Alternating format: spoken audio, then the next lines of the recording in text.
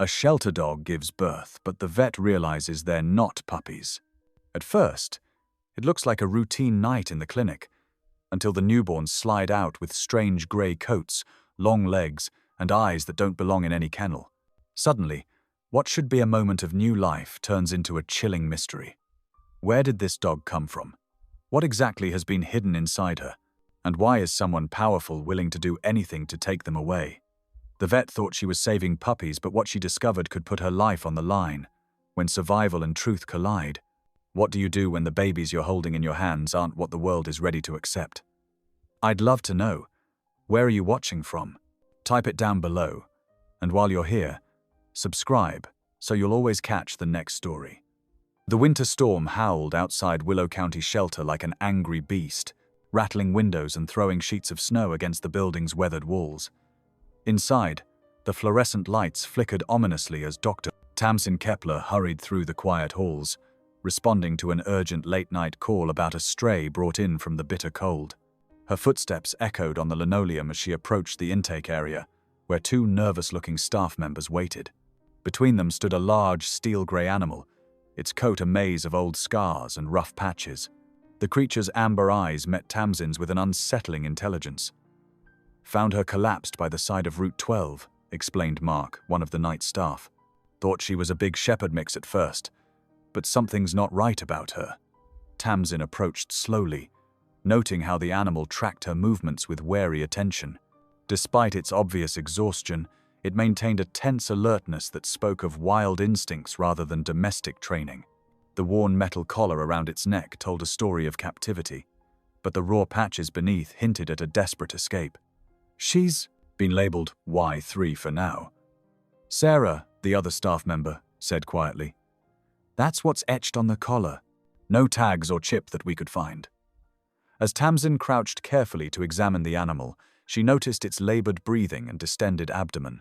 "She's pregnant," she announced, her heart racing with sudden urgency, and by the looks of it, she's ready to deliver any minute. Right on cue, Y3 let out a low whine, and her legs began to buckle. Tamsin quickly directed the staff to help her move the animal to the medical bay. They had barely settled her onto a bed when the first contractions began. "Get me the emergency kit," Tamsin ordered, pulling on sterile gloves. "And the heat lamps. We need to be ready for the puppies."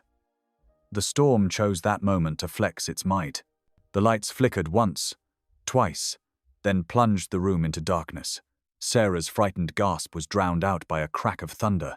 "Emergency lamps," Tamsin called out calmly, though her heart hammered in her chest. "And find the generator manual.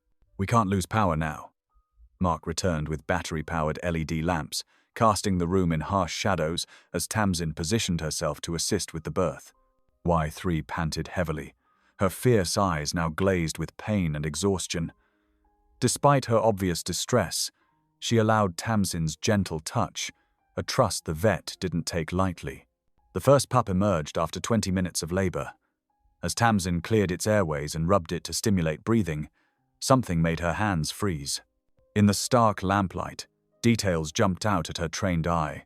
The coarse, thick fur unlike any newborn puppy she'd seen before, the distinctive dark mask around its tiny face, the blunt, rounded tail. Her breath caught in her throat as the second pup arrived, displaying the same telling characteristics. By the third, there was no denying what she was seeing. These weren't puppies at all. "Dr. Kepler," Sarah's voice quavered. "Is something wrong?" Tamsin swallowed hard, her mind racing. Years of veterinary training and experience hadn't prepared her for this moment. The animal before her, Y3, wasn't a dog at all, but a wolf, and she had just helped deliver a litter of wolf cubs in the middle of their small-town shelter. Y3's amber eyes met hers again, and Tamsin saw something there that made her heart clench. Fear. Yes, but also a desperate plea. This mother had been through something terrible, had escaped from somewhere, and had found her way here not by accident but out of necessity. "Everything's fine," Tamsin said steadily, making a split-second decision that would change everything. "Sarah, Mark, I need you both to help me monitor these pups. They're going to need extra attention." As she worked to clean and check each cub, Tamsin's mind whirled with questions. Where had Y3 come from? What was the significance of that collar? Who had held her captive, and why? But those questions would have to wait. Right now, her priority was ensuring the survival of this unusual family. The storm continued to rage outside as Tamsin carefully arranged the cubs near their mother. Y3's posture gradually relaxed as she nuzzled each of her offspring, counting them with gentle touches of her nose. The sight brought unexpected tears to Tamsin's eyes. Whatever else was happening here, this was still a mother's love, pure and profound. "We'll need to set up a private recovery space," she told her staff, keeping her voice level despite the gravity of their situation. "Somewhere quiet, away from the other animals. And this stays between us for now. Understood? These patients need special handling." Both staff members nodded, though their wide eyes betrayed their unease. They had to suspect something was different about these births, but neither questioned Tamsin's authority. She was grateful for their trust, even as she felt the weight of responsibility settling heavily on her shoulders.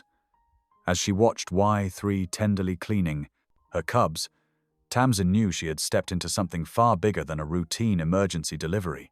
The presence of a collared wolf in their small town was no accident, and those cubs represented both a miracle and a potential danger. Whatever had brought Y3 to their shelter, Tamsin was now irrevocably involved in her story. The LED lamps cast long shadows across the room as Tamsin began making detailed notes about each cub's condition. Outside, the storm showed no signs of letting up, its wild voice a reminder of the untamed nature now hidden within their shelter's walls. For better or worse, Tamsin had become guardian to a secret that could shake their quiet town to its foundations. Y3's scarred body and worn collar hinted at a dark past, while her newborn cubs represented an uncertain future. As Tamsin watched the small family, she felt a fierce determination rising within her. Whatever came next, she would protect them. Sometimes the most important choices came disguised as simple acts of compassion, and she knew in her heart that this night would prove to be one of those moments. The wolf mother's eyes drifted closed as exhaustion finally claimed her, her cubs safely nestled against her warm body. Tamsin settled in for a long night of observation, knowing that dawn would bring new challenges. But for now, in this quiet room lit by emergency lamps, she had done what any good vet would do. She had helped bring new life into the world, regardless of species or circumstance. The storm continued its assault on the building, but inside, a different kind of wild had found sanctuary. Tamsin checked the cubs one final time, counting their steady breaths and strong heartbeats. Whatever tomorrow might bring, tonight she had witnessed something extraordinary, and there would be no going back from this moment. The metal tray Tamsin had been holding clattered to the floor, its sharp sound echoing through the clinic's quiet halls. Her hands trembled as she stared at the wolf cubs, their tiny bodies already showing signs of their wild heritage. "Holy smokes," came a gruff voice from the doorway. Boone Lafferty stood there, his broad shoulders filling the frame, weathered face creased with concern. The kennel technician's usual sardonic expression had given way to wide-eyed shock. "Boone," Tamsin said quietly, "I need you to lock down the building, right now." Without hesitation, Boone nodded and turned on his heel. His heavy boots echoed down the corridor as he moved with surprising speed for such a large man. Tamsin could hear the metallic sounds of doors being secured and chains being drawn. Sarah and Mark exchanged nervous glances. "Dr. Kepler," Sarah whispered. "Those aren't regular puppies." "No." Tamsin took a deep breath, steadying herself. "And that's why we need to handle this carefully." Y3 watched them all with wary amber eyes, her body curved protectively around her cubs. The scarred collar around her neck seemed to mock them with its presence, a metal brand that spoke of captivity rather than care. Tamsin pulled her phone from her pocket, her fingers automatically dialing the number for animal control. As the county's director, Eunice Dalrymple would know how to handle this situation properly. The phone rang 3 times before a clipped voice answered. "This is Director Dalrymple." "Eunice, it's Dr. Kepler at Willow County Shelter. We have a situation that requires immediate attention. A female wolf just gave birth here." "Stop right there." Eunice's voice turned sharp as a razor. "Forget what you saw, Doctor Kepler." Tamsin blinked, certain she had misheard. "I'm sorry?" "You heard me. Whatever you think you're dealing with, it's not your concern. Mark it down as a large dog mix and move on." "But this is clearly a protected species, Dr. Kepler." Eunice's tone dropped to something dangerous. "This is not a request. Forget." "What?" "You saw." The line went dead, leaving Tamsin staring at her phone in disbelief. Her mind raced with implications, none of them good. Before she could process what had just happened, Boone's voice called from the front. "Doc? We've got company." Tamsin hurried to the reception area, where Boone stood watching through the glass doors. A black SUV had pulled up outside, its headlights cutting through the storm's fury. A tall figure emerged, seemingly unbothered by the driving snow and wind. The man who entered carried authority like a cloak. His silver hair was perfectly styled, despite the weather, and his expensive coat spoke of wealth that seemed out of place in their modest town. Behind him, two younger men in dark clothing took up positions by the door. "I'm Silas Rook," he announced, his voice smooth as aged whiskey. "I understand you've found something that belongs to me." Tamsin felt her spine stiffen. "Mr. Rook, we're currently closed for emergency services only." He smiled, but it didn't reach his eyes. "Oh, I think you'll want to hear me out, Dr. Kepler." He reached into his coat and produced a leather folder. "I have all the necessary documentation right here. The animal you're housing, designation Y3, is part of a licensed breeding program at my preserve." Tamsin accepted the folder with steady hands, though her heart hammered in her chest. The papers inside looked official, complete with government seals and signatures, but something felt wrong about all of this. "Even if these papers are legitimate," she said carefully, "this animal just gave birth. Moving her now would be dangerous for both mother and cubs." Rook's smile tightened. "I'm prepared to compensate the shelter generously for any inconvenience." He pulled out a checkbook. "Shall we say $50,000? Boone made a choking sound behind her. Tamsin handed the folder back to Rook. "I'm sorry, but my answer is no. These animals need time to stabilize." Rook's pleasant demeanor cracked, just for a moment, but it was enough to glimpse something predatory underneath. "Dr. Kepler, perhaps I haven't made myself clear. This isn't a negotiation. Those animals are my property, and I'm taking them tonight. With all due respect, Mr. Rook, you'll need a court order to remove them from my care. Until then, they're my patients, and I'm acting in their best medical interest." He stepped closer, lowering his voice. "You're making a serious mistake. Do you really think a small-town vet can stand against me? I own half this county, including people you trust. Back down now, while you still can." Tamsin felt fear curl in her stomach, but she held her ground. "Was there anything else, Mr. Rook?" "As I said, we're closed." For a long moment he studied her face. Then he smiled again, all teeth and no warmth. "Very well. Have it your way, for now. But remember, I tried to be reasonable." He turned and walked out into the storm, his men falling in behind him. Through the glass, Tamsin watched the SUV's taillights disappear into the swirling snow. "Jesus, Doc," Boone breathed. "You just stood up to Silas Rook. Do you know what he's capable of?" "I'm starting to get an idea." Tamsin's hands were shaking now that the confrontation was over. "But what choice did we have? You saw those papers. They were backdated. And that collar on Y3. Something's very wrong here." Boone ran a hand through his graying hair. "Yeah, well, now we're in it deep." Rook doesn't take no for an answer, and Dalrymple's clearly in his pocket. "Then we'll have to be very careful," Tamsin said, watching as the storm raged outside. "Because right now, we're all those animals have." She could still feel the weight of Rook's threats, could see the calculating coldness in his eyes. Whatever game he was playing, it was bigger than just one wolf and her cubs.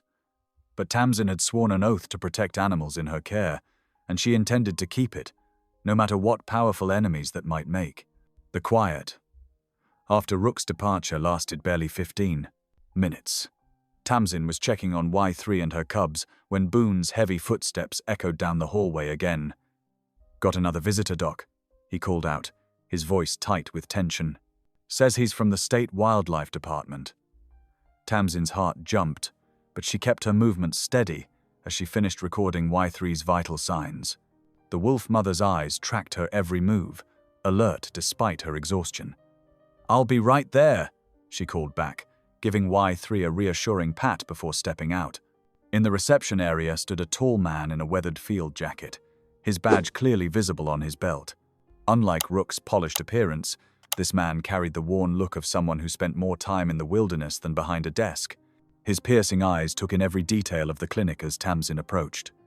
Dr. Kepler, he extended a calloused hand. Called Anai, State Wildlife Investigation Unit. I understand you've had an interesting evening. Tamsin shook his hand, noting his firm but not overwhelming grip. That's putting it mildly. I suppose news travels fast. In cases like this, it needs to. He glanced at Boone, who stood protectively near the hallway entrance. Is there somewhere we can talk privately? Tamsin led him to her office, with Boone following despite the request for privacy. Calder didn't object to his presence, which earned him a few points in Tamsin's book. I assume Silas Rooks already made his appearance? Calder asked, settling into a chair. Complete with documentation and a generous checkbook, Tamsin confirmed, leaning against her desk. How did you know? Because it's a pattern we've been tracking for months. Calder's expression grew grave. What you've stumbled into, Dr. Kepler, is much bigger than one wolf and her cubs. Rural shelters across 3 states have reported similar cases, supposed strays turning up with unusual characteristics, then being quickly claimed by private parties with suspiciously perfect paperwork. Tamsin felt, her throat tighten. They're laundering wolves. Through a network of corrupt officials and private game preserves, yes. Calder pulled out a tablet, swiping through photos. The wolves are bred with dogs to create animals that can pass initial inspection. Then they're moved through shelters to establish legal paper trails before disappearing into the exotic pet trade. But why? Boone spoke up from his position by the door. What's the point? Money, Calder said simply. Purebred wolves are protected, expensive to obtain, heavily regulated. But wolf-dog hybrids? They fall into a legal gray area. Wealthy collectors pay premium prices for animals they can claim are just dogs while bragging privately about their wolf content. Tamsin thought about Y3's scarred neck and haunted eyes. You mentioned you've been tracking this. Did you recognize her tattoo? That's partly why I'm here. Calder pulled up another image. 3 years ago, a sanctuary in Idaho was shut down under suspicious circumstances. 12 wolves disappeared in the chaos, all carrying tattoos in the same series as your Y3.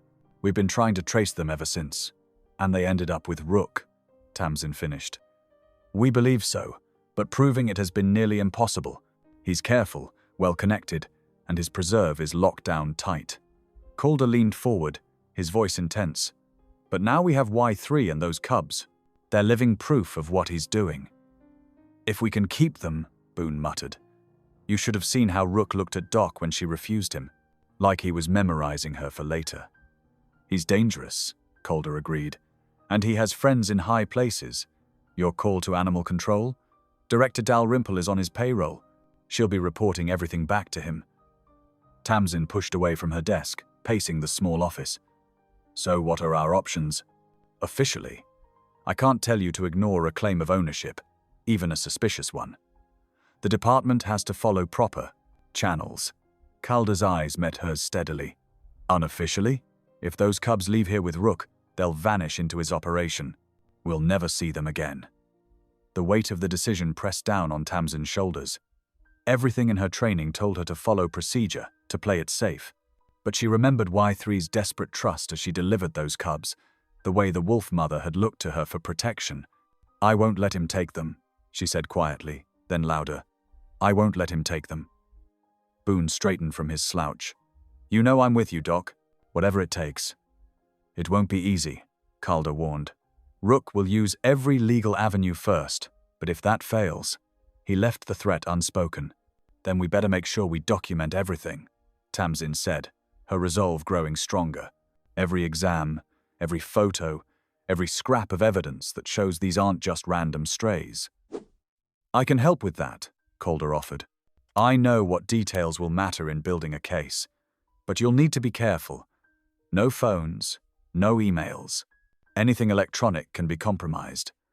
Good thing I'm old school, Boone grinned, pulling out a battered notebook. Been keeping paper records since they arrived. Even got pictures of those fancy papers Rook brought, just in case they mysteriously change later. Tamsin felt a surge of gratitude for her rough-edged but loyal friend. We'll need to set up round-the-clock monitoring. Boone, can you call in some favors with the other shelter staff? Already on it. Got 3 people I trust who can rotate shifts. I'll make sure a patrol car drives by regularly, Calder added. Not that local law enforcement can be completely trusted, but it might make Rook think twice about anything too obvious. The storm outside had begun to ease, but Tamsin knew they were heading into a different kind of tempest. She thought about Rook's threat. I own half this county, and knew he hadn't been exaggerating. If we do this, she said slowly, we're putting ourselves in his crosshairs. All of us, Boone snorted. Been in worse spots. Besides, somebody's got to stand up to these bastards. He's right, Calder agreed. And you're not alone in this fight. There are people who've been waiting for a chance to bring Rook down. This could be it. A soft whine from down the hall reminded Tamsin of her patient's needs. I should check on them again. Calder, will you look at the cubs? Your expertise could help document their wolf traits. Of course. He stood, then paused. Doctor, Kepler, Tamsin. I know this isn't what you signed up for when you became a vet, but sometimes the right path isn't the easy one. She thought about all the times she'd played it safe in her career, choosing the modest rural practice over riskier opportunities. Maybe this was why. Maybe she'd been waiting for something worth fighting for. No, she agreed. It isn't what I signed up for, but it's what I'm choosing now. Together, they walked back to the kennel area, where Y3 watched them with those knowing amber eyes. The cubs, still damp from birth, squirmed against their mother's belly. Looking at them, Tamsin felt her decision settle into certainty. These animals needed protection, and she would give it to them, no matter the cost. Tamsin's office transformed into a makeshift war room as the afternoon wore on. Papers covered her desk. Diagrams sketched on the back of old invoices showed possible routes and backup plans. The wall calendar, usually filled with vaccination appointments, now held a different kind of schedule, guard rotations marked in Boone's messy handwriting. First thing we need is proof these cubs are what we say they are, Tamsin said, pulling on fresh latex gloves. She retrieved her forensic kit, normally used for abuse cases. DNA doesn't lie. Calder nodded approvingly. Smart. The genetic markers will be clear. No one can argue these are just unusual dogs once we have lab results. And Y3's tattoo, Boone added from his perch on a filing cabinet. That ties her to the sanctuary. Tamsin gathered her supplies. Sterile swabs, collection tubes, evidence bags. Her hands moved with practiced efficiency, but her mind raced ahead to all the ways this could go wrong. We'll need to document everything perfectly. Chain of custody has to be spotless. I know a lab tech at the state facility, Calder offered. She's trustworthy, and she'll rush the results, but getting the samples there safely. I've got a buddy runs a courier service, Boone said. Ex-military, doesn't ask questions. He owes me one. They moved to the kennel area where Y3 lay with her cubs. The wolf mother's eyes tracked them warily, but she seemed to sense their intentions. When Tamsin approached with the swabs, Y3 didn't growl, just watched with that unnervingly intelligent gaze. Easy, girl, Tamsin murmured, kneeling beside the pen. We're trying to help.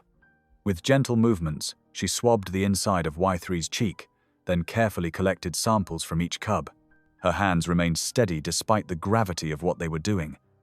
Calder documented everything with his camera. Date, time, identifying marks. The cubs' coat patterns are textbook timber wolf. See these dark masks? The way the fur's already showing guard hairs? No domestic dog breeds match these characteristics at birth. Tamsin sealed each sample carefully, labeling them with meticulous precision. We'll need blood work too, but that can wait until they're stronger. What about moving them? Boone asked, his voice low. Rook's not going to wait forever. I've been thinking about that, Calder said. There's a federal wildlife sanctuary in Montana. They have experience with wolf rehabilitation, and more importantly, they have jurisdiction that would trump any local claims. Montana? Tamsin's heart sank. That's over 1,000 miles. Exactly why it might work, Calder explained. Rook will be watching the closer facilities. He won't expect us to attempt such a long transport. Boone scratched his beard thoughtfully. Still need to get them there. That's a lot of road where things could go wrong. Tamsin stood, storing the samples in her office safe. We'll need a decoy, something to draw attention while we move them quietly. I might have an idea about that, Boone said. Remember that old animal transport van behind the shelter? The one that broke down last year? We could make it look like we're loading them up, but actually, they'd be somewhere else entirely. Tamsin finished, catching on. Boone, that's brilliant. He shrugged but looked pleased. Been known to have my moments. They spent the next hour planning the details. Calder drew maps, marking safe houses and alternate routes. Boone listed trusted contacts who could help along the way. Tamsin calculated medication doses, feeding schedules, everything they'd need to keep a nursing wolf and her cubs healthy during transport. As evening approached, reality began to settle in. They were really doing this, planning to smuggle endangered wolves across state lines, defying one of the most powerful men in the county. You know, Boone said, breaking a lengthy silence, we're kind of outgunned here. Rook's got money, connections, probably a whole team of lawyers. We have something better, Tamsin replied, surprising herself with her certainty. We have the truth, and we have each other. Boone's weathered face softened. Yeah, well, truth don't stop bullets, Doc. No, Calder agreed, but it's worth fighting for anyway. They worked late into the night, finalizing details. Tamsin prepared medical kits, while Boone modified a large kennel for secure transport. Calder made calls to trusted contacts, arranging the complex chain of handoffs that would hopefully get Y3 and her cubs to safety. The shelter felt different in the darkness, filled with soft animal sounds and the weight of their, quote, secret plans. Tamsin checked on Y3 one last time before heading home. The wolf mother had positioned herself between her cubs and the door, ever vigilant. We won't let you down, Tamsin promised softly. Whatever it takes. In her office, she locked the samples away and gathered her things. Tomorrow they would begin putting their plan into motion. It was frightening, but also strangely freeing, like stepping off a familiar path into unknown territory. Boone appeared in her doorway, car keys in hand. Ready to head out, Doc? I'll follow you home. Make sure nobody's watching your place. She nodded, grateful for his protective instincts. Thanks, Boone. For everything. Hey, somebody's got to help you save the world, he said with a crooked smile. Might as well be me. They left the shelter together, stepping into the cold night air. Above them, stars pierced the clearing sky like distant, watchful eyes. Tamsin took a deep breath, letting it steady her nerves. They had chosen their path. Now they had to see it through. The pre-dawn air bit with winter's sharp teeth, as Tamsin and Boone worked quietly in the shelter's back storage area. Metal scraped against concrete as they loaded supplies into sturdy containers. Every sound seemed too loud in the hushed morning darkness. Pass me that box of formula, Tamsin whispered, checking items off her list. The supplies they'd gathered would need to last for the long journey ahead. She'd triple-checked everything, worried about forgetting something crucial. Boone handed her the box, his movements careful despite his large frame. Got the medical kit packed too. Extra antibiotics, just like you said. The shelter was peaceful at this hour. Only the occasional whimper or rustle from the kennels broke the silence. Y3 and her cubs were safely contained in an isolation room, ready for transport. Everything was going according to plan. Until it wasn't. The explosion came without warning. One moment Tamsin was marking her checklist. The next, she was thrown forward as a thunderous boom shook the building. Heat blasted through the corridor, and the air filled with the sharp crack of breaking glass. Fire! Boone's shout cut through the chaos. Smoke began pouring from the shelter's back section, thick and black. Tamsin's heart stopped. The isolation room, the cubs. "The wolves!" she screamed, already running. "Doc, wait!" Boone called after her, but she was already racing down the smoke-filled hallway. The acrid smell burned her lungs as she ran, crouching low. Her eyes stung, tears streaming down her face. The smoke was getting thicker, making it hard to see more than a few feet ahead. But she knew these corridors by heart, could navigate them blindfolded if she had to. Behind her, she could hear Boone shouting into his phone, calling for help. The fire alarm began its shrill warning, adding to the chaos. Through the haze, she could see orange flames licking up the walls near the back exit, right where they'd planned to take the wolves out. This wasn't an accident. Someone had made sure to target exactly where it would hurt most. Tamsin reached the isolation room, coughing violently. The door was hot to the touch, but not yet burning. She yanked it open, squinting through the smoke. Y3 was pressed against the back wall. Cubs gathered beneath her. The wolf's eyes reflected terror, but she didn't growl when Tamsin approached. Somehow, impossibly, she seemed to understand that Tamsin was there to help. "Come on, girl." Tamsin coaxed, her voice hoarse from smoke.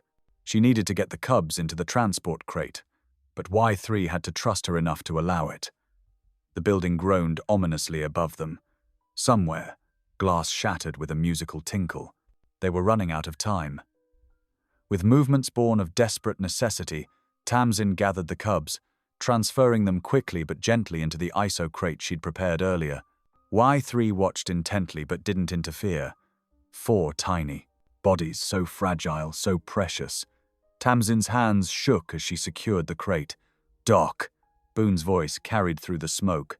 He appeared in the doorway, a wet cloth pressed to his face. "We gotta go. The back's completely engulfed." Tamsin nodded, clutching the crate to her chest. "Lead Y3, she commanded, knowing the mother wolf would follow her babies. They moved as quickly as they dared through the thickening smoke. The heat was becoming unbearable, pressing against them like a physical force. Tamsin's lungs burned with every breath, but she couldn't stop. The weight of the crate anchored her to their purpose. These lives depended on her. Boone guided them toward the front entrance, Y3 padding close behind Tamsin.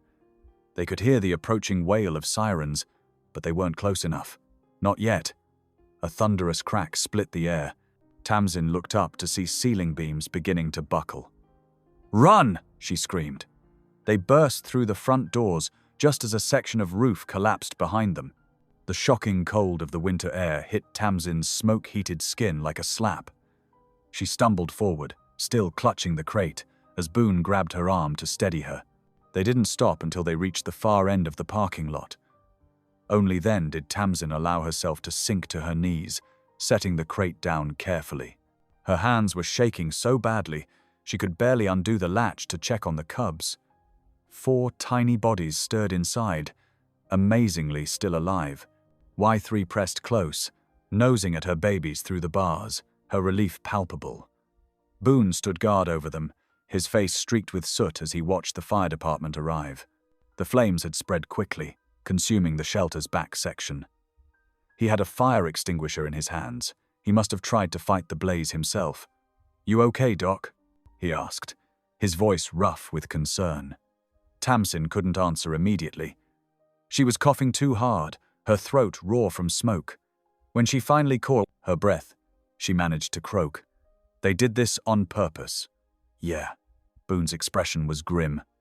"Hit the exact spot where we were planning to move them." Someone knew. The implications of that were terrifying. They had a leak, or they were being watched more closely than they'd realized. Either way, the threat was no longer theoretical. As they watched the firefighters battle the blaze, Tamsin's mind raced. They couldn't stay here. The shelter wasn't safe anymore, and neither were their original plans. They needed somewhere to hide the wolves, somewhere unexpected. Her hands still trembled as she checked each cub for signs of smoke inhalation. The tiny creatures squirmed under her touch, seemingly unharmed. It was a miracle, really. If they'd waited even a few more minutes to start loading supplies. "We need to move," Boone said quietly, keeping watch. Fire department's gonna want statements, but we can't let them find Y3 and the cubs. Not now. He was right. The officials would have questions, and Rook's influence ran deep. They couldn't risk losing everything after coming so close to disaster. Tamsin forced herself to stand, though her legs felt weak beneath her. My truck's around back, if we cut through the woods behind the building. Already on it. Boone pulled out his keys. I'll create a distraction. Get their attention up front. You take them through the trees. I'll meet you at the old Miller farm in 30 minutes. The trust between them had been forged in fire, quite literally now. Tamsin nodded, gathering her strength. Be careful, she warned. Always am, Doc. He managed a grim smile before jogging toward the gathering emergency vehicles. Tamsin waited until she saw him engaging with the fire chief, drawing attention away from the back of the building. Then she carefully lifted the crate again, clicking her tongue softly to Y3. The wolf followed as they slipped into the shadows of the tree line. The winter pre-dawn was their ally now, darkness hiding their escape. As they picked their way through the woods, Tamsin could still hear the chaos behind them. Sirens, shouting, the roar of water hitting flames. The shelter had been her workplace for years, and now it was burning. But she couldn't think about that yet. She had to focus on saving these lives in her care. The cubs stirred in the crate, letting out tiny whimpers. Y3 pressed closer to Tamsin's side, as if understanding that their survival depended on staying together, staying quiet. They moved through the trees like shadows, leaving behind the glow of destruction. This was no longer just about doing what was right. Someone had tried to kill them all. The wolves, yes, but Tamsin and Boone too. They were fighting for their lives now, and the rules had changed completely. The morning after the fire, Tamsin sat at her makeshift lab in the back of the Miller farm's old dairy barn.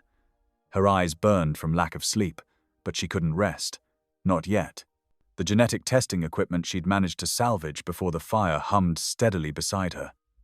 Calder stood nearby, his tall frame leaning against a weathered support beam. He'd arrived an hour ago, drawn by news of the fire. Now they waited together for the DNA results that would prove Y3's wolf lineage, evidence they desperately needed. The printer whirred to life. Tamsin's hands shook slightly as she grabbed the papers, scanning the complex data charts. Her breath caught in her throat. This can't be right, she muttered, double-checking the markers. I need to run it again. What is it? Calder moved closer, peering over her shoulder. These genetic markers. Tamsin spread the papers across the makeshift desk. Look at the DNA sequence from the smallest cub. There are domestic dog traits mixed in with the wolf genes. That's not possible in a natural breeding. Calder's expression darkened. Unless it was done deliberately. The implications hit her like a physical blow. Rook isn't just stealing wolves, he's crossbreeding them with dogs. Her voice shook with anger. But why? Think about it, Calder said grimly. Pure wolves are protected by federal law. But if he can muddy the genetic lines enough, the protections wouldn't apply anymore. Tamsin felt sick. He's trying to create a loophole. One that would let him breed and sell these animals without oversight. Calder ran a hand through his hair in frustration. We've suspected something like this, but never had proof. This could be exactly what we need. The barn door creaked open, and Boone entered, stamping snow from his boots. His expression was troubled. Got more bad news. Just heard from my cousin at the county office. Guess who was seen leaving Rook's estate late last night? Who? Tamsin asked, though dread was already pooling in her stomach. Eunice Dalrymple. Boone spat the name like it tasted bad. Our esteemed animal control director spent 2 hours there, right around the time the fire started. Tamsin sank onto a hay bale, the betrayal hitting her hard. She'd known Eunice for years, had trusted her, even if they'd never been close. She's been helping him all along. Makes sense, Calder said. Animal control would be the perfect cover. She could direct attention away from suspicious cases, make paperwork disappear. All those times she told me to look the other way. Tamsin's hands clenched into fists. I thought she was just being bureaucratic. But she was protecting his operation. Why? 3 padded over from her corner, sensing Tamsin's distress. The wolf pressed against her leg, offering silent comfort. The cubs tumbled after their mother, still unsteady on their feet but growing stronger each day. Tamsin reached down to stroke Y3's head, drawing strength from the contact. How deep does this go? How many other officials are in his pocket? That's what we need to find out. Calder pulled out his phone, scrolling through messages. I've got contacts in federal wildlife enforcement. With these DNA results and proof of Eunice's involvement, we might finally have enough to move on, Rook. But we have to be careful, Boone warned. After the fire, they know we're onto them, and they've already shown they're willing to kill to keep this quiet. Tamsin looked at the genetic test results again, anger replacing her earlier shock. They're trying to undo decades of conservation work. If they succeed in breeding out enough wolf DNA, other operations would follow suit, Calder finished. It would set a dangerous precedent. These animals deserve protection. Y3 whined softly, nudging one of her cubs back toward their bedding. The little one, the hybrid that had revealed Rook's scheme, tumbled over its siblings, innocent of the controversy its very existence had sparked. We need to document everything, Tamsin said firmly. Every test result, every piece of evidence, multiple copies, stored in different locations. Calder nodded approvingly. I'll start making calls. We need to move fast, but smart. One wrong step and Rook could slip through our fingers again. What about Eunice? Boone asked. She knows this place. If she decides to send someone to check.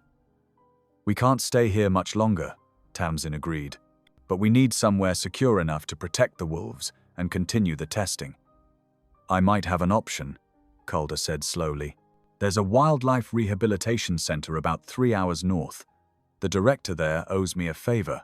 It's remote, well-equipped, and most importantly, not connected to any local authorities. Tamsin looked around the barn. They'd made it work for emergency shelter, but it wasn't sustainable. The equipment she'd salvaged was minimal, and winter was pressing in harder each day. When can we move? Give me 24 hours to make arrangements. Calder's eyes met hers, serious but reassuring. We'll need to be careful about the transport. After the fire, they'll be watching the roads. I can help with that, Boone offered. Got some ideas about creating a diversion. Tamsin stood, her determination growing stronger. The scope of corruption they faced was daunting, but they had something Rook and his conspirators didn't, proof. And she intended to use it. She gathered the test results carefully, making sure each page was properly labeled and dated. These papers represented more than just scientific data.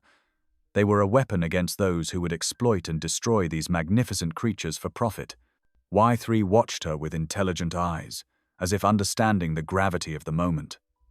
The wolf had trusted Tamsin with her cubs' lives, and Tamsin wouldn't let that trust be betrayed.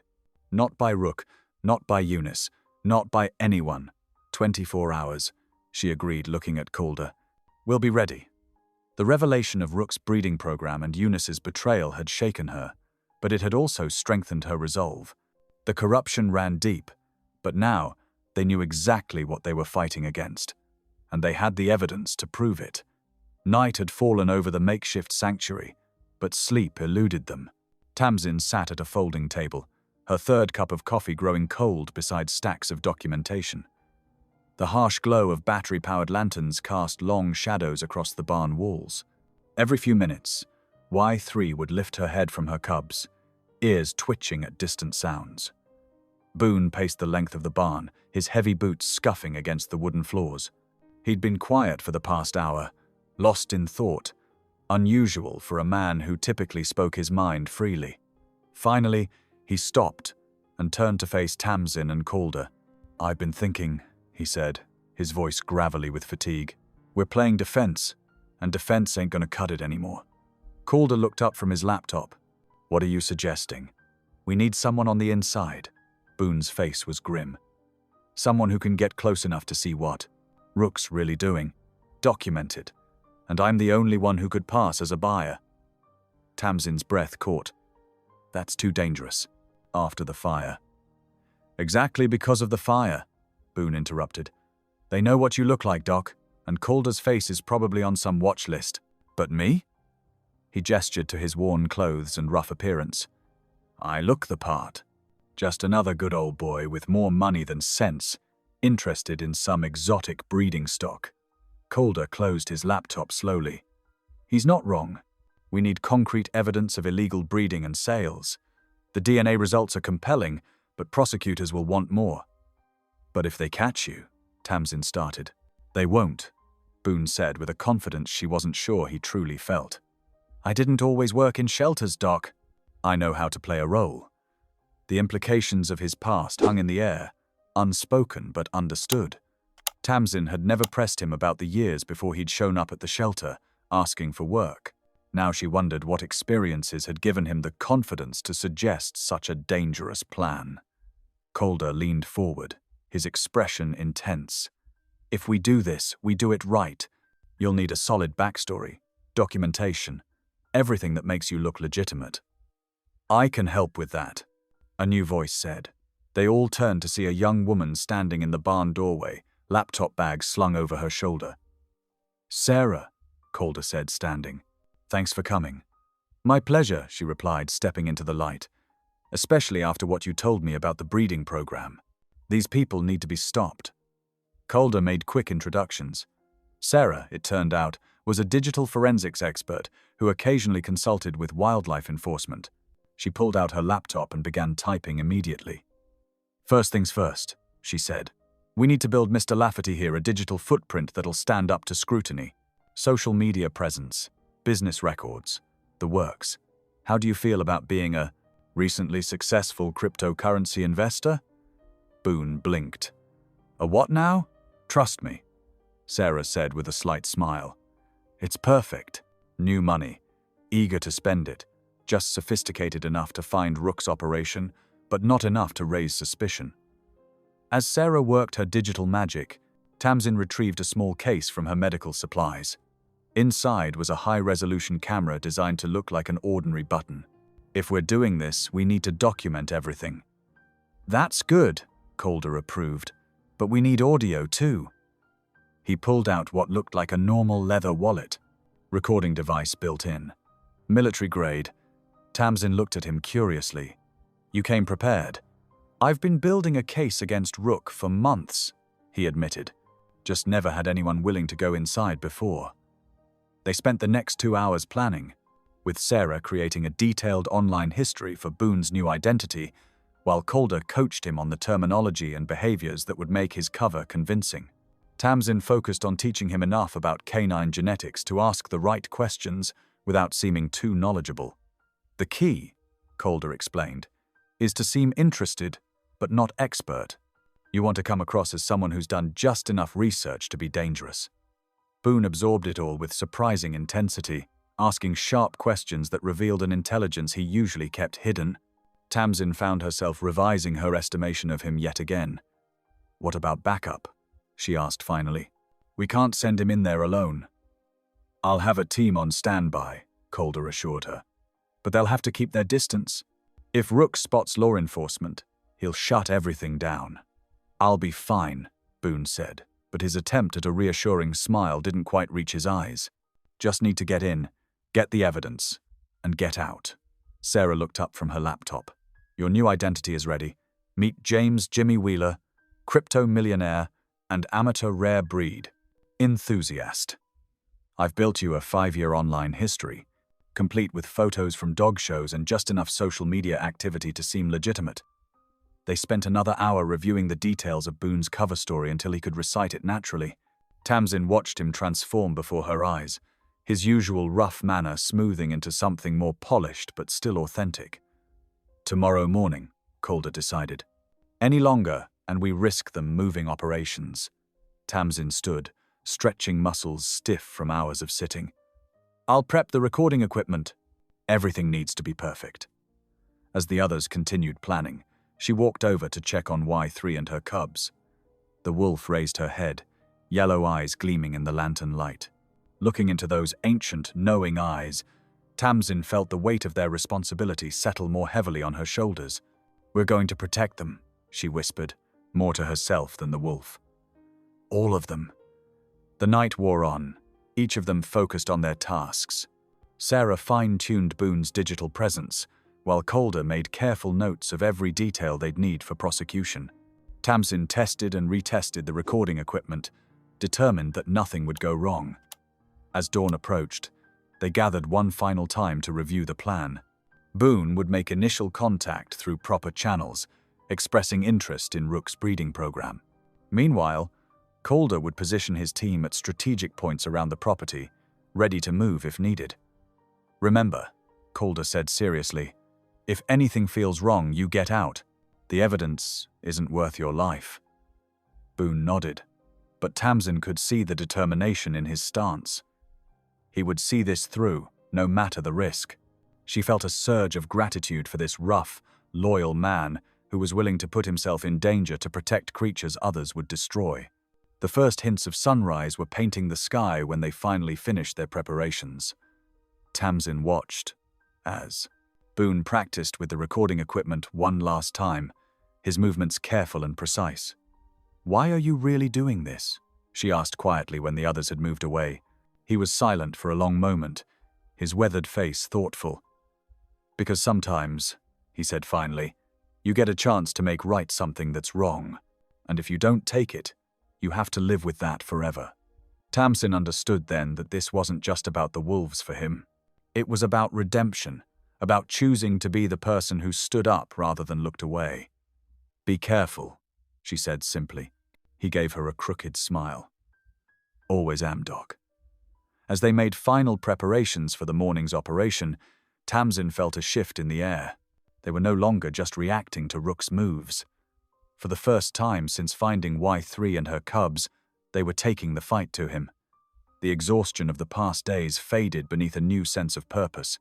They had evidence, they had a plan, and most importantly, they had each other. Whatever came next, they would face it together. Dawn broke over the horizon, bringing with it the promise of action. The time for defense was over. Now, they would show Rook and his conspirators exactly what they were capable of. The morning sun cast long shadows across Rook's pristine game preserve as Boone's borrowed truck rumbled up the winding driveway. Tamsin and Calder watched from their hidden position in the tree line, equipment ready. The weight of the moment pressed heavy on Tamsin's chest as she adjusted the receiving equipment one final time. "Testing! Testing!" Boone's voice crackled through their earpieces. His usual gruff drawl had transformed into something smoother, touched with calculated arrogance. "You reading me clear?" "Crystal clear," Tamsin whispered back. "Remember, the camera's in the tie pin. Keep it level when you can." Through the tiny camera, they watched as Boone approached the main house, a sprawling log mansion that screamed old money and carefully managed wilderness. The front door opened before he could knock, revealing Silas Rook in an expertly tailored hunting jacket. "Mr. Wheeler," Rook's voice oozed charm through their headsets. "Welcome to Willow Creek Preserve. I must say, your interest in our breeding program is most intriguing." "Call me Jimmy," Boone replied with practiced ease. "And yeah, word gets around in certain circles. Heard you might have some unique stock worth looking into." Tamsin held her breath as Rook studied Boone for a long moment. Then the preserve owner's face split into a practiced smile. "Indeed we do. Please, come inside. We can discuss possibilities over coffee." The camera swayed as Boone followed Rook into a great room dominated by mounted trophy heads. Tamsin's stomach turned at the sight of a massive wolf mount prominently displayed above the stone fireplace. "Beautiful specimen, isn't she?" Rook noticed Boone's attention. "Pure Canadian timber wolf. But the real treasures are out back. Would you care to see our breeding facility?" "That's what I'm here for," Boone replied. They moved through the house and out onto a covered patio. Beyond stretched a series of professional-grade kennels, each one larger than Tamsin's entire clinic. The camera panned across rows of dogs, or what appeared to be dogs at first glance. "Notice anything special about them?" Rook asked, pride evident in his voice. "Bigger than normal shepherds," Boone observed carefully. "Interesting coat patterns, too," Rook chuckled. "Very observant. You see, Mr. Wheeler, what we're doing here is, let's call it advancing the breed. Taking the best qualities of working dogs and enhancing them with certain wild traits." "Sounds expensive." Boone commented. Quality always is. But for the right buyer, we can arrange something mutually beneficial. Rook led them into an office attached to the kennel building. You understand, of course, that some of our methods are necessarily discreet. Naturally, Boone replied smoothly. Bureaucrats and their regulations can be so tiresome. Rook's laugh was genuine this time. He pulled out a leather-bound ledger and began flipping through pages. I think you'll find our bloodline documentation quite thorough, even if it doesn't exactly match official registries. The camera captured clear images of handwritten entries, dates, identification numbers, and carefully coded breed descriptions. Tamsin's heart raced as she recognized several markers matching Y3's tattoo. Impressive setup, Boone commented, allowing the camera to pan across the office. File cabinets lined one wall, each drawer labeled with years and ID ranges. A computer screen showed tracking software, with dozens of blinking dots spread across a map. We take our work seriously, Rook said. The market for enhanced breeds is specialized. Buyers want assurances. Speaking of enhancement, Boone leaned forward slightly. I heard rumors about some pure stock being introduced to strengthen the lines. Rook's eyes glittered. Ah, now we come to it. Yes, we occasionally acquire certain specimens to wash the bloodlines, shall we say. Keeps things vital, authentic. He tapped the ledger meaningfully. All carefully documented, of course. Of course, Boone agreed. And the authorities are remarkably unobservant when properly motivated, Rook smirked. We have arrangements with several local shelters. They process our special cases as standard strays, no questions asked. Quite tidy, really. Tamsin's hands clenched as she remembered Eunice's dismissal. The corruption ran deeper than they'd imagined. I'd be interested in seeing some of your pure stock, Boone ventured. Something flickered across Rook's face, a momentary tension. Unfortunately, our latest acquisition was misplaced recently. A temporary setback. However, I have several excellent prospects coming in next week. The camera caught Rook's fingers. Drumming briefly on the desk, the first sign of agitation he'd shown, his eyes studied Boone with renewed intensity.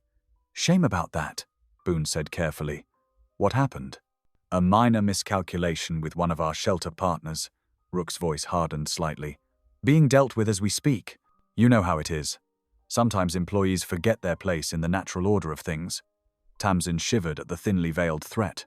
She watched through the camera as Rook stood and moved to one of the file cabinets, pulling out a thick folder. Now then, shall we discuss specifics? I have complete histories for our current breeding pairs. All properly sanitized, of course. For the next hour, Boone played his role perfectly as Rook laid out his operation in damning detail. The camera captured everything: breeding records, shipping manifestos disguised as routine transfers, even a price list for specialty stock. But Tamsin noticed something changing in Rook's manner. His answers came slower, more measured. His eyes lingered longer on Boone's face, studying. The practiced charm began to feel stretched thin. One last thing, Rook said finally, closing the ledger. Tell me, Mr. Wheeler, how did you hear about us exactly? I'm usually quite particular about introductions. Word gets around, Boone replied smoothly. Met a buyer at the Portland show last month, who spoke highly of your program. Portland? Rook's smile didn't reach his eyes. Funny, I don't recall having any clients at that event. The tension in the room ratcheted up several notches. Tamsin held her breath as Boone gave a casual shrug. Might have been Seattle then. Been to so many shows lately they blur together. Rook nodded slowly, but his posture had changed, become predatory. Indeed. Well, Mr. Wheeler, I believe we've covered the essentials. Why don't we step outside and view the training yards? The camera swayed as Boone stood. Through the window behind him, Tamsin caught glimpse of movement. Men in hunting gear moving with purpose toward the kennel building. Actually, Boone checked his watch. I should probably get going. Lot to think about before making any decisions. Oh, I insist. Rook's voice had lost all pretense of warmth. I'd hate for you to leave without seeing everything we have to offer. Tamsin's heart pounded as she watched the scene unfold through the tiny camera. They had their evidence, but now Boone was trapped inside with a man who had already proven willing to kill to protect his operation. "Calder," she whispered urgently into her headset. "He knows. We need to move. Now." The wildlife investigator was already coordinating with his team. "Stay put," he ordered. "We're going in." Through the camera, Tamsin watched as Rook gestured toward the door, his smile now openly predatory. "After you, Mr. Wheeler, or whatever your real name is. I believe we have much to discuss." The feed crackled with sudden static, then went dead. Tamsin's hands trembled on the steering wheel as she guided the van through the winter darkness. The isocrate holding Y3 and her cubs sat secured in the back, wrapped in thermal blankets against the bitter cold. The mother wolf's eyes caught the rearview mirror, reflecting golden in the dim light. "Almost there," Tamsin whispered, more to steady herself than comfort her passengers. The bridge ahead marked the halfway point to the Federal Wildlife Sanctuary, where Calder's team waited. Fresh snow dusted the road, making the yellow lines barely visible. Her phone buzzed. Calder's voice crackled through the speaker. "Tamsin, Rook's escaped custody. He's armed. Where are you?" Her heart lurched. "Crossing Miller's Bridge in about 2 minutes. Turn around. Now. We're sending backup." Headlights suddenly flooded her mirrors, blazing like twin suns. A black SUV roared up behind her, engine growling through the night. Tamsin pressed the accelerator, but the van was no match for the powerful vehicle, gaining on her. The SUV swerved into the opposite lane, pulling alongside. Through the tinted window, she caught Rook's face, twisted with rage. He yanked his wheel hard right. Metal screamed against metal. The van shuddered as Rook's SUV slammed into its side. Tamsin fought to keep control, but the tires lost grip on the icy surface. The guardrail rushed toward her. "No!" she screamed. The van crashed through the barrier with a thunderous crash. For one suspended moment, Tamsin felt weightless. Then gravity took hold. The world turned sideways as the van plummeted toward the black water below. Tamsin's seatbelt cut into her chest. The isocrate slid with a horrible screech. Y3 yelped in terror. They hit the river like a meteor striking Earth. The impact drove the air from Tamsin's lungs. Freezing water burst through shattered windows. The current grabbed the van like a giant hand, dragging it under. Water filled the cabin with terrifying speed. In the back, the cubs whimpered. The sound galvanized Tamsin into action. Her trembling fingers fought with the seatbelt clasp as the river tried to claim them. The belt finally gave way. She twisted around, lunging for the isocrate now floating against the van's roof. The cubs' frightened faces pressed against the grate. Y3 thrashed in panic, trying to protect her babies. "I've got you," Tamsin gasped.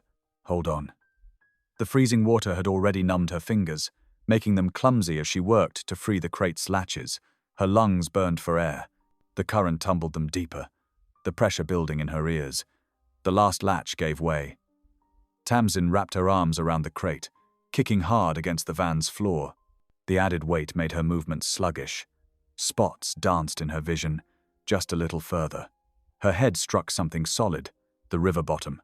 They'd sunk so deep she could barely see the surface, a pale glow far above. Her muscles screamed in protest as she pushed off the rocky riverbed. The isocrate dragged at her like an anchor. Every kick seemed to gain them inches while the current pulled them yards downstream. Her chest felt ready to explode. "Not like this," she thought fiercely. "Not after everything we've been through." With one final surge of desperate strength, Tamsin thrust the crate upward. Her vision had narrowed to a tunnel, darkness creeping in at the edges. The surface seemed impossibly far away. Just when she thought her body would betray her, her head broke through into blessed air. She gasped, choking on water and oxygen. The isocrate bobbed beside her. Y3 and the cubs soaked but alive. The current still pulled at them, threatening to drag them under again. Tamsin's waterlogged clothes weighed her down. The bitter cold had seized her muscles, making every movement agony. "Help!" she tried to shout, but her voice came out as little more than a whisper. The bridge was barely visible through the snowy night, emergency lights now flashing on its broken guardrail. A spotlight suddenly cut through the darkness, illuminating the water around them. "There!" someone shouted from the bank. Tamsin heard the whine of rescue boats' motors. She wrapped one numb arm more firmly around the ISO crate, using the last of her strength to keep their heads above water. Y3 pressed against the grate, whining softly. "Stay with me," Tamsin murmured through chattering teeth. "They're coming." The boat's searchlight found them again. Tamsin blinked against its glare, barely able to make out the figures leaning over the gunwale. Strong hands grabbed her shoulders, hauling her and the precious cargo from the river's greedy grip. As they lifted the ISO crate aboard, Tamsin caught Y3's eyes once more. In them, she saw not just fear or gratitude, but something deeper, a recognition perhaps of the lengths they would go to protect what mattered most. Then exhaustion claimed her, and the world faded to black.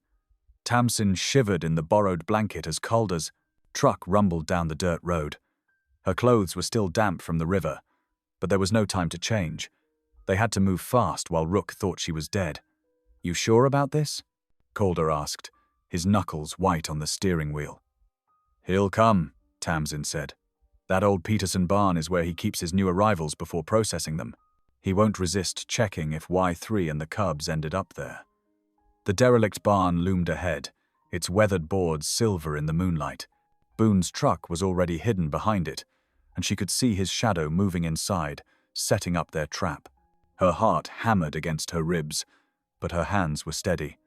"Calder's team is in position," Boone reported as they slipped inside. "Cameras are rolling. Now we just need our star to show up."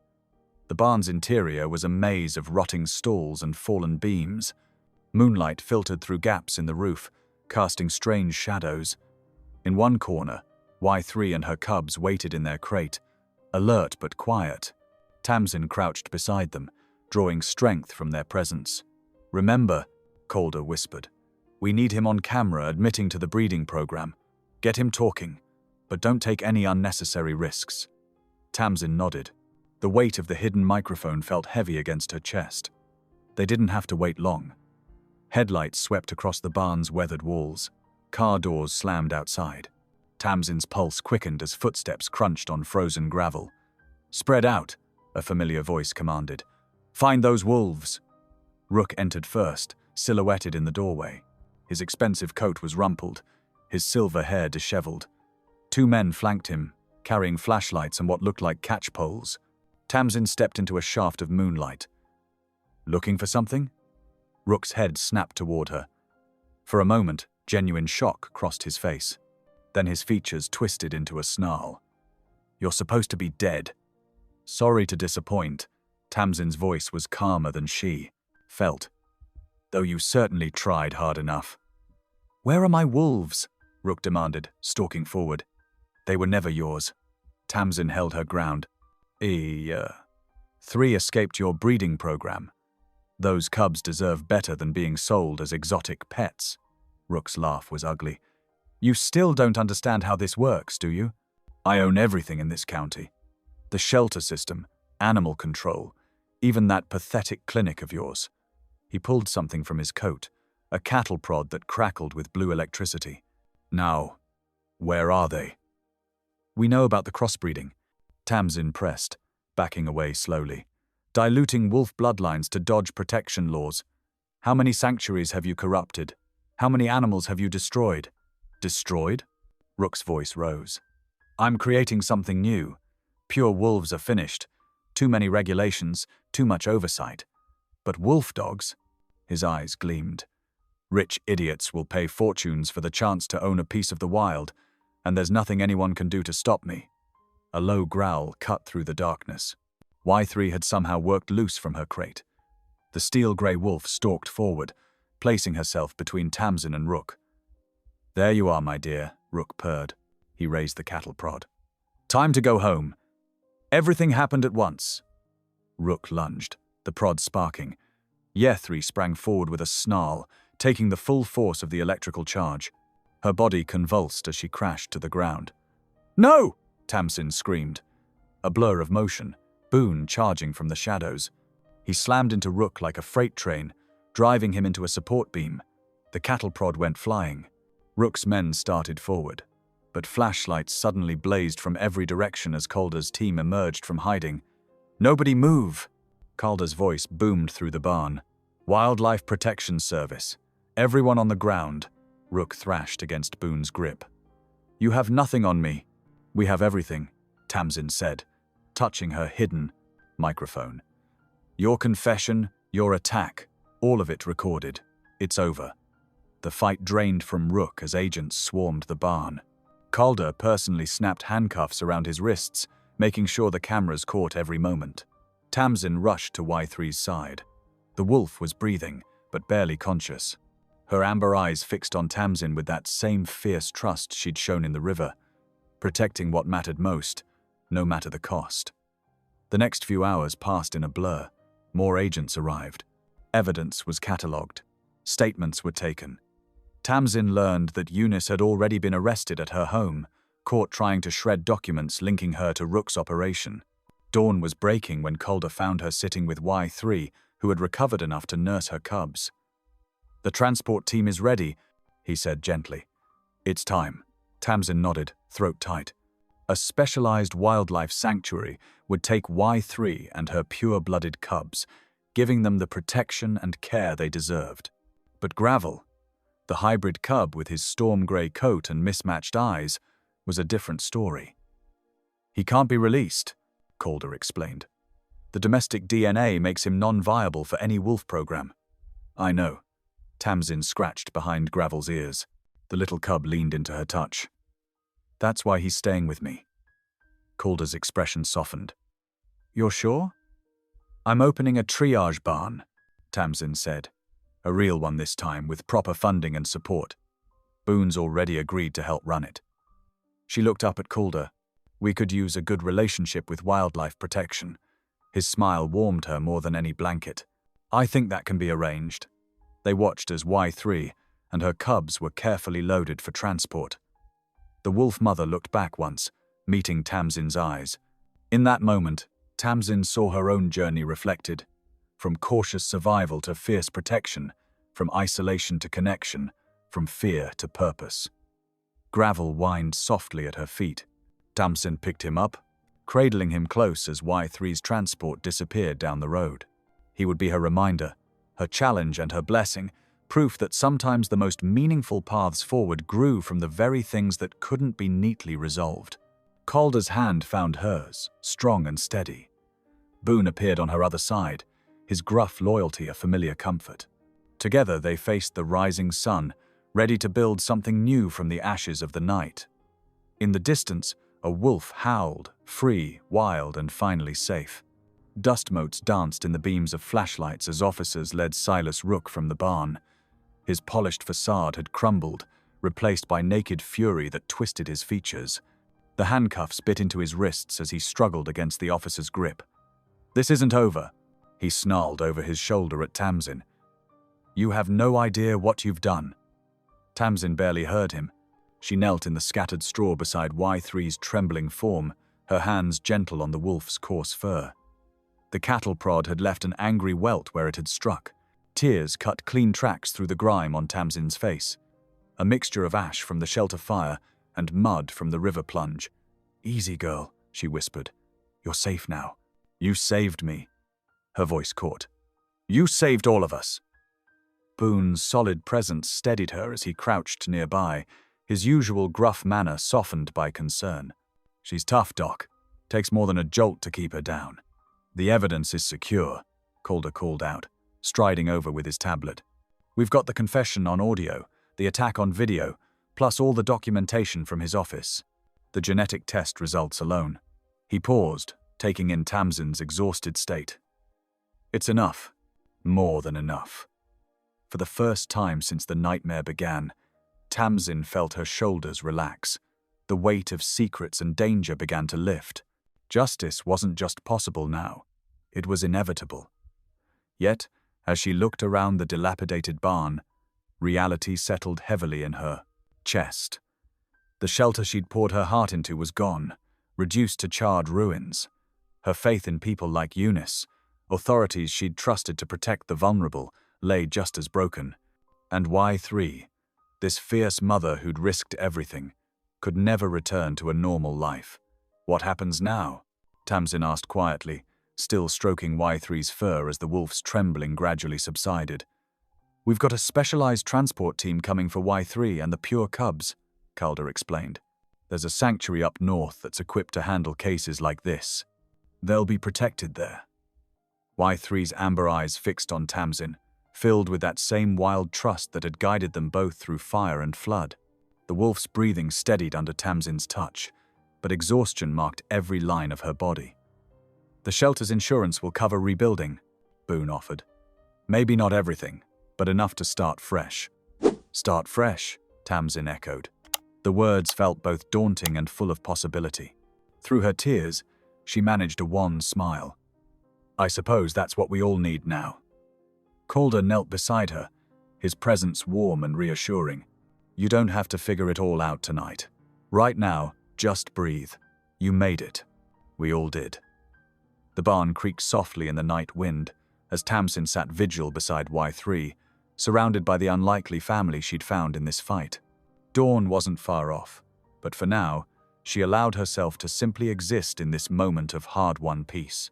In the stark fluorescent light of the county courthouse, Tamsin sat straight-backed in the witness chair. Her voice, once hesitant, rang clear through the packed gallery as she detailed Rook's operation. The evidence mounted. Photos of scarred wolves, forged papers, and damning financial records. Rook glowered from the defendant's table, his polished appearance now rumpled by jail time. Beside him, Eunice Dalrymple seemed to shrink in her chair, her bureaucratic armor stripped away by shame. The animal control director's betrayal had cut deep, but Tamsin's testimony helped expose years of covered-up violations. Boone watched from the gallery, his weathered face proud. His own testimony had transformed his checkered past into an asset, showing how his street smarts had helped infiltrate Rook's operation. Calder stood nearby, professional as ever, but his eyes held warmth when they met Tamsin's. After the hearing, Tamsin drove to the wildlife sanctuary. Y3 and her cubs were being transferred to a protected facility in the mountains. The steel-grey wolf's amber eyes found Tamsin's one last time as the transport cage was loaded. The cubs, growing stronger each day, huddled close to their mother. "You did right by them," Boone said quietly, standing beside her as the transport pulled away. Tamsin nodded, tears blurring her vision. She had fought to save them, and now she had to let them go, back to the wild where they belonged. The ache in her chest felt both heavy and somehow right, like the weight of a promise kept. "They'll be safe now," Calder added, his hand finding hers. Protected, free. They watched until the transport disappeared around the bend, carrying Y3 and her cubs toward their new beginning. Spring brought new life to Tamsin's family farmland. The old barn, with its weathered beams and familiar scents of hay, transformed day by day into a sanctuary. Fresh lumber replaced rotted boards, and medical equipment found homes alongside traditional farm tools. Boone worked tirelessly, his calloused hands crafting recovery pens and organizing supplies with unexpected precision. "Never thought I'd find my calling in a barn," he said one afternoon, a rare smile crinkling his eyes as he installed secure latches on the isolation units. Calder's visits became more frequent, his official inspections blending seamlessly into shared meals and quiet conversations. He brought expertise, resources, and a steadying presence that made Tamsin's heart flutter in ways she was only beginning to acknowledge. In the corner pen, Gravel watched it all unfold. The hybrid cub, neither fully wolf nor dog, grew stronger each day. His storm-grey coat caught the sunlight as he explored his surroundings, his mismatched eyes holding a wisdom beyond his weeks. Tamsin often found herself sitting beside his enclosure, sharing the peaceful moments of dawn. "He's like you," Boone observed one evening, watching Tamsin check Gravel's vitals. "Didn't quite fit the usual boxes, but found his place anyway." Tamsin smiled, running her fingers through Gravel's coarse fur. This wasn't the life she'd planned, but standing in her newly purposed barn, surrounded by people who'd proved their worth in fire and flood, she knew it was exactly where she belonged. Dawn painted the horizon in gentle strokes of pink and gold as Tamsin walked the fence line of her property. The winter air held a crisp bite, carrying the scent of pine and possibility. Beside her, Gravel kept pace, his storm grey coat blending with the morning mist. His mismatched eyes scanned the tree line, alert yet peaceful. Tamsin paused at the eastern corner, her mind drifting to that stormy night when Y3 first arrived. She could still see the wolf mother's scarred body, the fear and fierce determination in her amber eyes. That moment had changed everything. Beyond the fence stretched miles of protected wilderness. Somewhere out there, Y3 and her purebred cubs roamed free, safe from those who would harm them. "Watch over them," Tamsin whispered to the breaking day, a prayer carried on the morning breeze. The sound of Boone's deep laughter echoed from the barn, where he was likely already starting the morning feeding routine. The familiar rumble of Calder's truck approached up the drive, gravel crunching under its tires. These sounds, once strange, now meant home. Tamsin reached down to scratch behind Gravel's ears, feeling the strength in her own stance. The quiet veterinarian who others had dismissed now stood tall, forged stronger by fire, water, and unwavering truth. Here, with loyal friends nearby and purpose in her heart, she felt both deeply rooted and wonderfully free. Thanks for watching. If any part of this story lingered with you, consider subscribing. I'll be here again tomorrow, sharing another tale that speaks to the soul.